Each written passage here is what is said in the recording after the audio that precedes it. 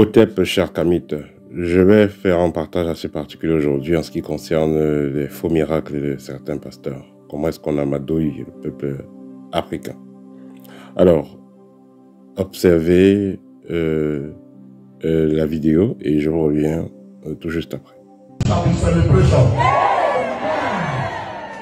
is not yet your time to go.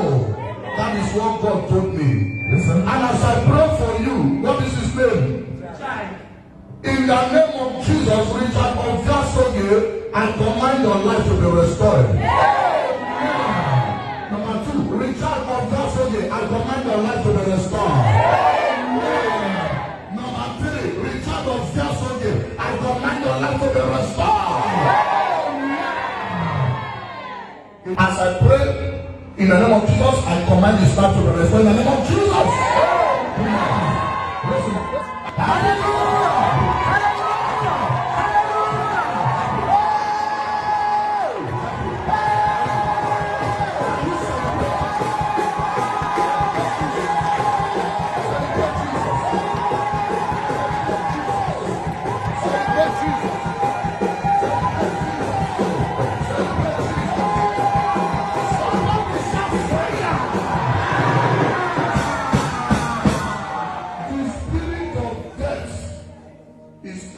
From your family. Grace is out of your life. In the name of Jesus. Alors, ici vous avez un pasteur qui prétend avoir ressuscité une personne décédée. Vous savez, plein de pasteurs l'ont fait et continuent à le faire de nos jours. En fait, ici, il s'agit tout simplement, on va dire, d'un montage à 2 balles, parce que, observez bien la scène, le jeune homme, il est pieds nus, et voilà, on a mis de la poudre sur lui. Un petit qui ressemble à mort, qui a mis de la poudre sur lui. Alors, ceux qui ont des poudres, les morts qui ont des poudres, généralement, on va dire c'est les femmes, peut-être on les a maquillés avant de les enterrer, on a mis du rouge à lèvres. On va supposer donc que si tu mets dans cette poudre, on va supposer qu'il sort d'un hôpital. Donc il est décédé, on a amené le corps à l'hôpital et l'hôpital, on a amené le corps chez le pasteur. Déjà, quand quelqu'un, s'il a du blanc sur lui, ça veut dire qu'il sort de la morgue, n'est-ce pas? Et il faut noter que quand quelqu'un est décédé, si vous avez déjà assisté à un enterrement, vous allez observer qu'on met du coton dans les narines. On met du coton dans les narines. Et parfois la bouche est mise au cousu avec des aiguilles. Voilà. Donc le cas d'espèce, c'est assez étrange parce que le jeune homme lui sort avec une culotte. Voilà. Qui va mettre une personne dans le cercueil avec la culotte?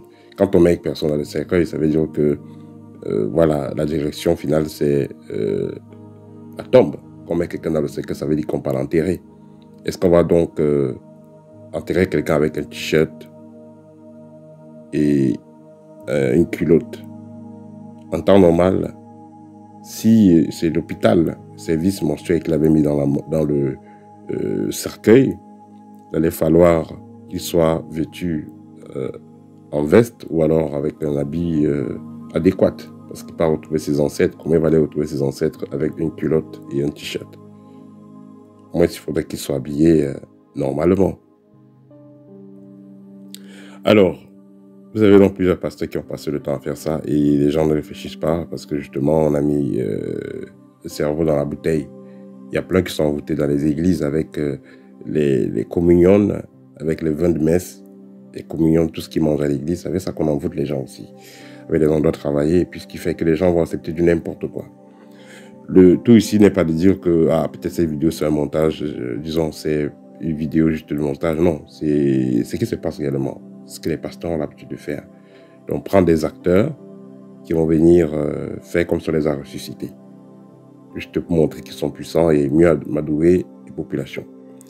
Alors, en ce qui concerne la résurrection, il est clair que la résurrection a toujours été et a toujours été quelque chose de concret pour certains aux initiés. Nous avons par exemple dans l'histoire Simon Kimbangu. Voilà, il a existé réellement dans la zone du Congo et c'est quelqu'un qui a ressuscité réellement des personnes. Il a ressuscité près de 200 personnes. Alors, le pouvoir de résurrection, c'est quoi en fait? Un maître qui a le pouvoir de ressusciter les morts. Déjà, il y a des conditions pour ressusciter une personne, même si vous en avez la capacité. Il y a les conditions karmiques et on va dire astrales également. Et également, il y aura des conditions qui seront liées à votre quantité d'énergie. Vous avez des cas, par exemple, où certaines personnes ont été couchées dans les lits pendant 3 jours, après se sont réveillées. Donc, que ce soit dans l'histoire de la prophétesse, nous avons le cas de Zinga, nous avons plusieurs cas où les personnes étaient couchées, on a cru qu'elles sont mortes, on a attendu 3 jours. Et c'est pourquoi même dans la tradition, quand quelqu'un décédait, on attendait 3 jours. Donc, c'est-à-dire que la personne était malade au village où elle avait une situation malaise, elle s'est couchée sur son lit. On n'était pas pressé d'enterrer, on attendait 3 jours avant d'aller enterrer. Vous allez voir même dans le cas de la Bible, on parle de Lazare, il a fait 3 jours dans la tombe et tout ça. Parce que il se peut, dans certains cas, pendant ces 3 jours, que la personne ne soit pas totalement déconnectée. Parce que la mort réelle, c'est quand le cordon d'argent est coupé. Le cordon d'argent qui relie donc le corps physique et le corps astral. Quand ce cordon-là est coupé, et là c'est la mort. Là le corps devient, il perd toute vitalité. Il arrive dans des cas où le cordon n'est pas encore totalement coupé, mais la vitalité est très basse. Et on pense souvent que la personne est morte. La personne peut rester dans cet état pendant 2, 3, 4, 5 jours, voire même une semaine. Et si jamais il y a donc une personne qui est connectée avec la 4e dimension, il peut donc contacter le corps astral de la personne en question et ce corps astral va lui dire qu'est-ce qui se passe, où est-ce qu'il est prisonnier, qu'est-ce qui le bloque et qu'est-ce qu'on peut faire pour l'aider à retrouver son corps physique. Donc, il faut donc que le mystique qui veut faire la résurrection soit donc capable de causer avec cette âme-là. Une fois qu'ils ont causé, et avec aussi certains paramètres karmiques, bien entendu, avec certaines alliances, avec certaines, je vais dire,